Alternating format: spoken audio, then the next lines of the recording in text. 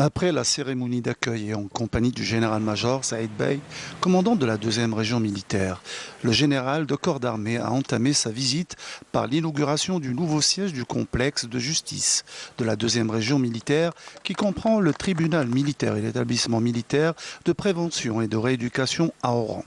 ainsi que des logements de fonction où il a visité les différents pavillons du groupement et s'est enquis des conditions de travail, des cadres et des éléments de ce secteur. Le général de corps d'armée a inauguré ensuite un cantonnement abritant l'une des unités de défense aérienne du territoire, où il a suivi un exposé présenté par le commandant de l'unité sur les missions qui lui sont dévolues et a supervisé les diverses étapes de l'exécution, à l'aide d'un simulateur d'un exercice ayant pour thème la riposte contre un raid aérien ennemi.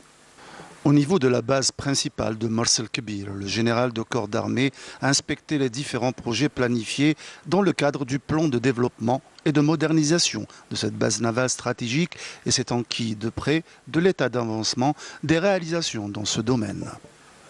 Le général de corps d'armée, et à chaque étape de sa visite, n'a pas manqué de donner un ensemble d'instructions et de consignes à travers lesquelles il a insisté sur l'intérêt capital accordé par le haut commandement de l'armée nationale populaire pour optimiser le travail de fond des éléments militaires et concorder leur mission avec les nobles objectifs de notre pays, qui exige sans aucun doute de consentir tous les efforts avec loyauté et dévouement et nécessite de tous les éléments militaires de se munir de vigilance et de précaution et de respecter les mesures de sécurité et de prévention recommandées en tant que qualité qui distingue tous ceux qui portent l'amour de leur pays, qui savent le servir et le défendre, qui donnent le meilleur d'eux-mêmes pour préserver sa souveraineté nationale et sa stabilité et pour asseoir la sécurité de ses 4 coins. Telle est la marque du travail laborieux et fructueux et l'empreinte de l'éthique professionnelle qui caractérise les éléments de l'armée nationale populaire à l'image de leurs vaillants aïeux de l'armée de libération nationale.